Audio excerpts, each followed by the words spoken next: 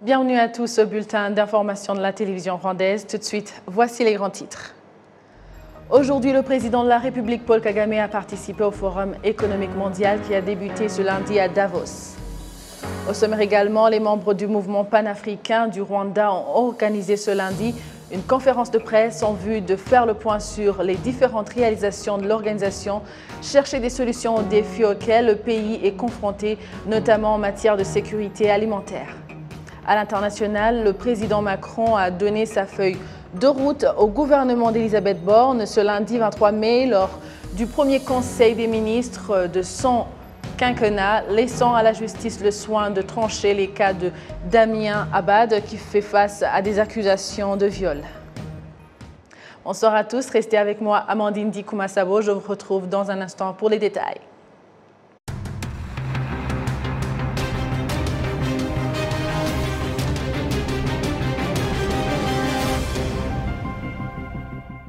Bonsoir et bienvenue au bulletin d'information. Aujourd'hui, le président de la République, Paul Kagame, est à Davos, en Suisse, pour le Forum économique mondial. Son Excellence Paul Kagame a participé à une discussion sur le sport en tant que force qui unifie les gens. Le président Kagame était en compagnie de Sheikh Tamim bin Hamad Al Thani, l'émir de l'État de Qatar, Gianni Infantino, président de la FIFA, Patrice Motsepe, président de la CAF et Arsène Wenger et tant d'autres grandes personnalités. La réunion du Forum économique mondial a débuté ce lundi à Davos.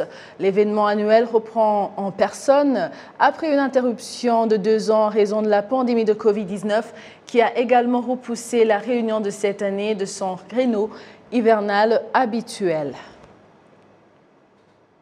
L'armée rwandaise, RDF, demande une enquête sur les bombardements des FARDC sur le territoire rwandais. L'armée rwandaise a demandé au mécanisme conjoint de vérification élargi d'enquêter sur les bombardements transfrontaliers sur le territoire rwandais par les forces armées de la République démocratique du Congo ce lundi 23 mai 2022 entre 9h59 et 10h20.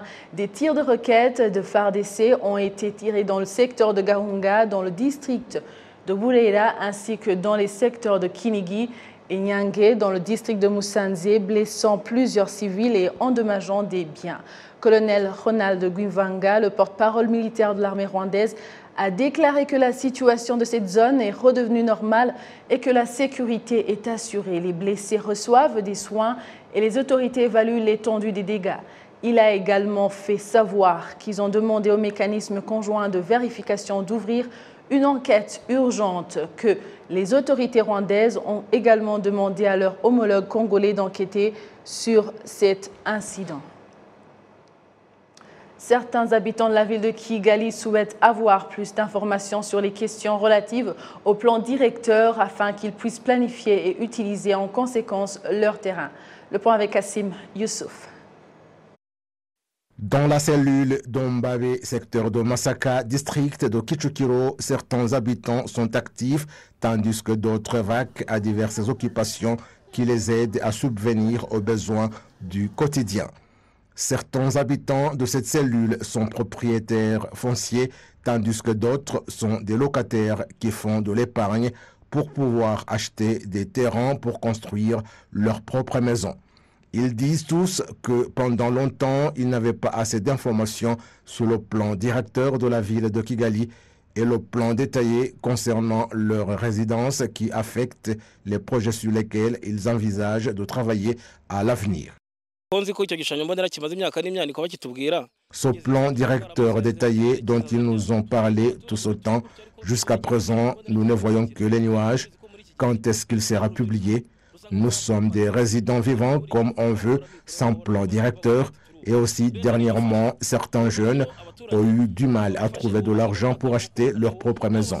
Nous demandons l'aide du gouvernement afin que les habitants puissent posséder également des maisons. Ils n'ont même pas délimité le terrain pour nous montrer comment il devait être utilisé. Nous sommes dans la confusion.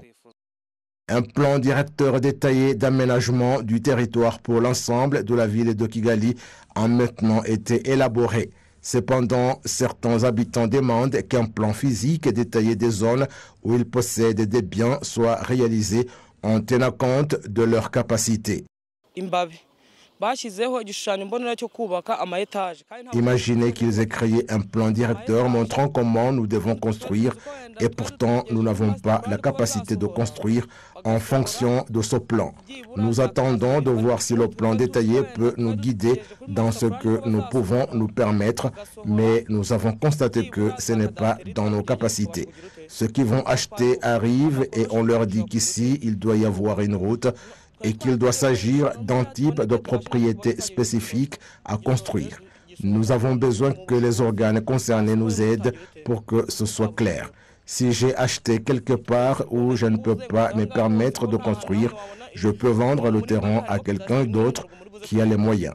Mais ils doivent nous fournir des informations. Maïmana Proté, responsable de la planification du développement urbain et rural à l'Office rwandais de gestion et d'utilisation des terres, indique qu'un plan directeur pour 8 districts, dont 3 de la ville de Kigali, est achevé et détaille comment les terres doivent être utilisées. Il a en outre exhorté les Rwandais à ne pas aller à l'encontre de ce que le gouvernement tente de réaliser avec le plan directeur. Jusqu'à présent, les plans directeurs de la ville de Kigali et des districts de Muhanga, Nyagatare, Gisagara, Gicumbi et Huye ont été approuvés, tandis que dans 3 autres districts comme Rwamagana, Musanze et Rubavu, les données ont été collectées pour être utilisées dans le plan directeur, mais il devrait être achevé en 2024 selon l'Office rwandais de gestion et d'utilisation des terres.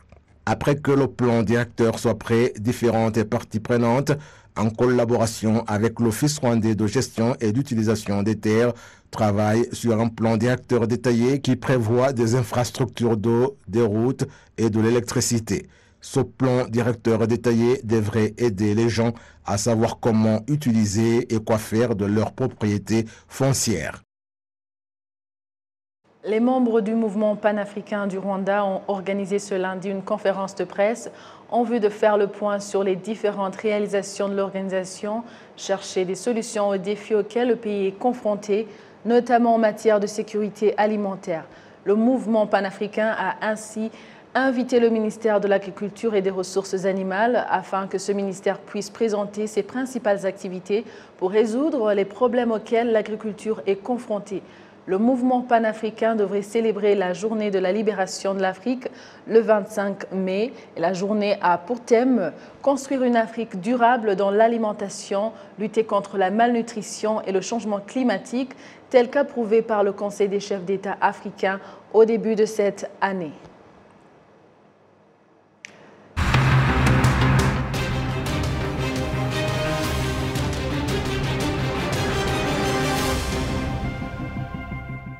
Terminons son bulletin d'information par une note sportive où les jeunes Rwandais de moins de 13 ans viennent de remporter la Coupe du Monde des Académies de Paris, du Paris Saint-Germain qui se déroule à Paris. En finale, les Rwandais ont battu le Brésil sur pénalty 7-6.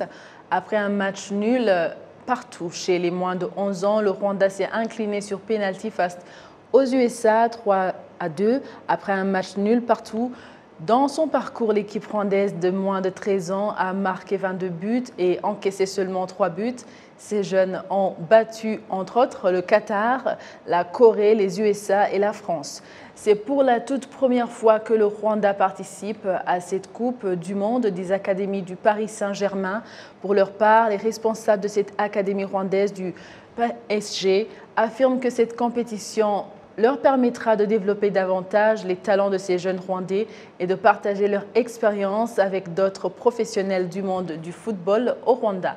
Au total, 38 équipes venues de 11 pays ont pris part à cette compétition organisée par le Paris Saint-Germain.